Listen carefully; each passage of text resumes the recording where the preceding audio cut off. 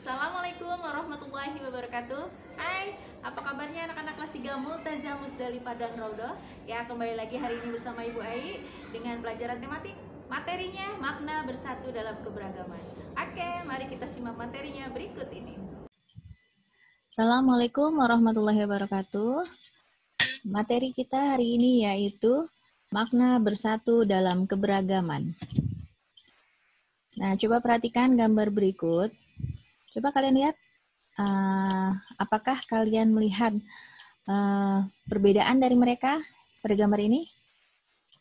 Ya, mereka ini adalah siswa-siswi sekolah dasar yang kalau kita lihat itu sudah berbeda dari segi mereka ini ada laki-laki, ada perempuan, ada yang rambutnya lurus, ada yang rambutnya keriting, ada yang kulitnya putih, ada yang kulitnya gelap, ya.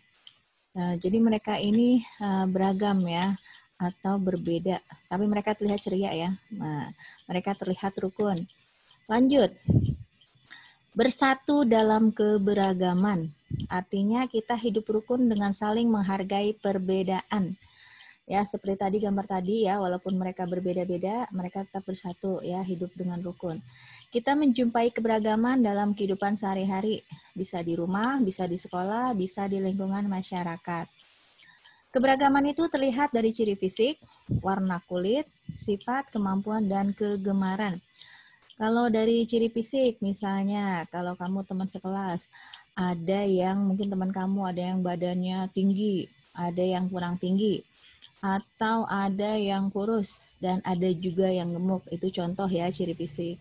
Kalau dari warna kulit, misalnya teman kamu di kelas ada yang warna kulitnya putih, ada yang warnanya kulitnya coklat ya. Kalau dari sifat, misalnya teman kamu itu ada yang sifatnya ceria, ada yang sifatnya pemalu, ya itu contoh. Lalu keberagaman pada kemampuan, misalnya ada teman kamu yang pandai di bidang pelajaran, misalnya matematika, ada yang pintar matematika, ada yang pintarnya misalnya IPA, ada yang pintarnya bahasa Arab, atau dalam olahraga misalnya ada teman kamu yang jago main bola, ada yang jago main panahan ya.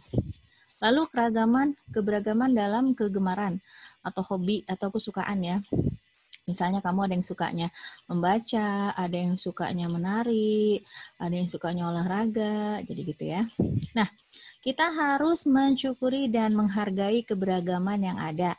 Misalnya, kamu kalau ada temennya yang kurang pintar suatu pelajaran, kamu tidak boleh mengolok-oloknya ya. Kalau kamu bisa, kamu justru harus mengajarinya supaya dia paham. Misalnya dalam pelajaran matematika, kalau teman kamu yang kurang paham, kamu bisa. Nah, kamu ajari supaya temannya itu bisa juga seperti kamu. Nah, dengan demikian, kerukunan itu akan tetap terjaga. Nah, coba perhatikan di sini. Ada lambang negara kita, yaitu Garuda Pancasila. Di dadanya ini ada perisai yang berisi ada gambar 5 lambang, 5 gambar yang melambangkan sila-sila Pancasila. Ya, sila pertama ketuhanan yang Maha Esa, lambangnya bintang.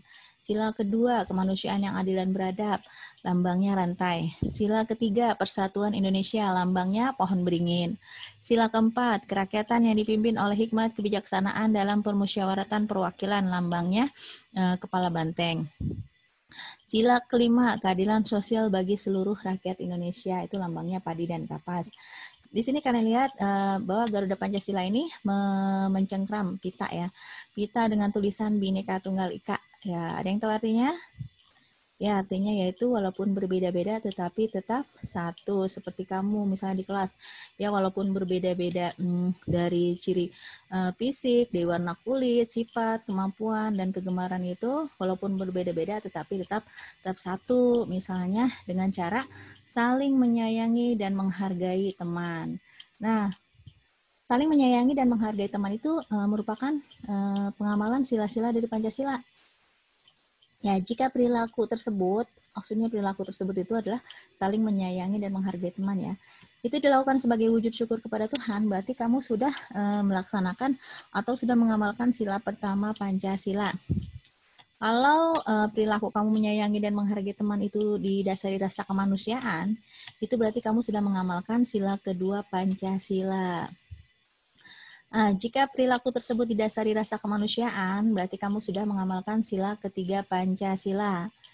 Jika perilaku tersebut dilakukan saat berdiskusi, sudah saling menyayangi dan menghargai teman ketika diskusi, berarti kamu sudah mengamalkan sila keempat Pancasila.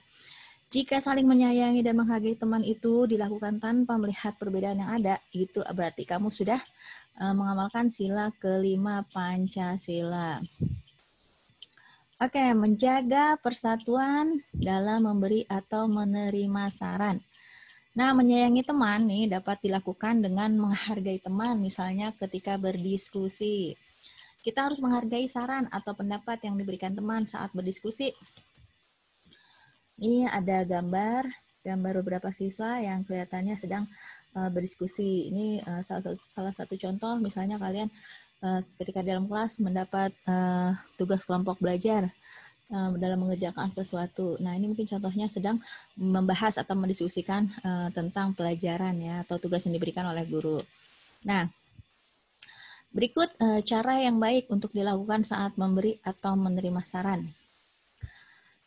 1. Saat teman melakukan kesalahan, ingatkan dan berikan saran yang santun. Jadi kalau ada teman kamu yang melakukan kesalahan, itu kamu mengingatkannya dengan atau memberikan saran itu dengan sopan, santun, misalnya tidak dengan nada tinggi atau dengan marah-marah ya.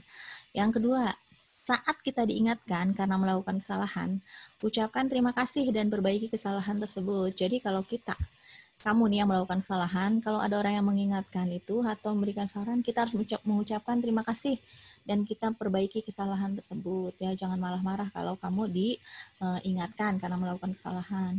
3. Saat berdiskusi di kelas.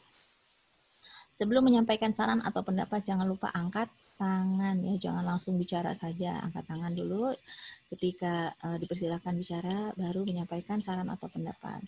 Yang keempat, jangan memotong pembicaraan orang yang sedang memberikan saran atau pendapat.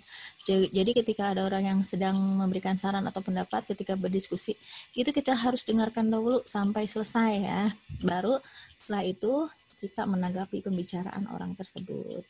Ya, jadi itu materi kita, makna bersatu dalam keberagaman. Jadi walaupun kamu di kelas itu berbeda-beda ya, berbeda-beda dalam segi ciri fisik, warna kulit, sifat, kemampuan, dan kegemaran atau kesukaan, itu kalian harus saling menyayangi dan menghargai teman ya.